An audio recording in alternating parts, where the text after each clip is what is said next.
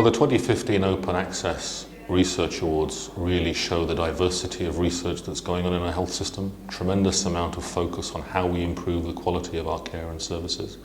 And the fact that it's open access means that this research will be of genuine value. It'll be cited, read and cited more often, applied in many different ways, and others will be able to build on it. And we know from other jurisdictions that open access and research actually directly relates to the quality of care that can be provided to patients. So the fact we've had such strong entries, the quality, the diversity of the work that's being done is a real testament to the commitment of all the researchers throughout the Irish health system.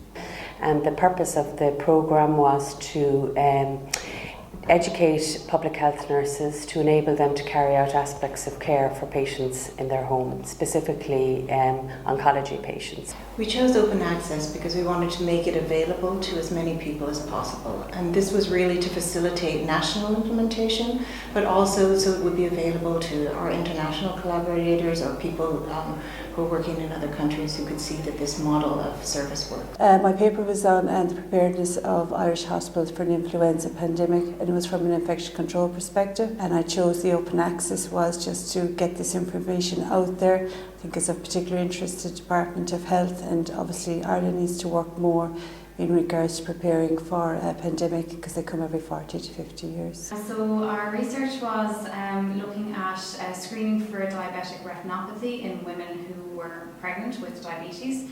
And what we identified was that in our area not everyone was getting appropriate screening.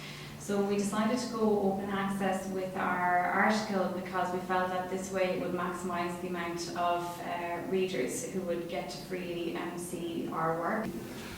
The paper that myself and my colleagues, and I should mention them, there's Margaret Webb, Greg Steins, Jen Ardis and Gavin Cosgrove also, they were the collective team. We produced a paper based on the implementation of the Recovery Context Inventory, which is a mental health profiling tool in a number of sites around Ireland in mental health services. Open access is very attractive to us, and the funding that we had received for this had come both from HSE, and we had two amounts of funding from Genio, which again was coming from the Department of Health and Atlantic Philanthropies. So I suppose we have that kind of public service commitment. The research happened in the public sector also, and we wanted to ensure that the results were available. So essentially, public money in, and the reward going out.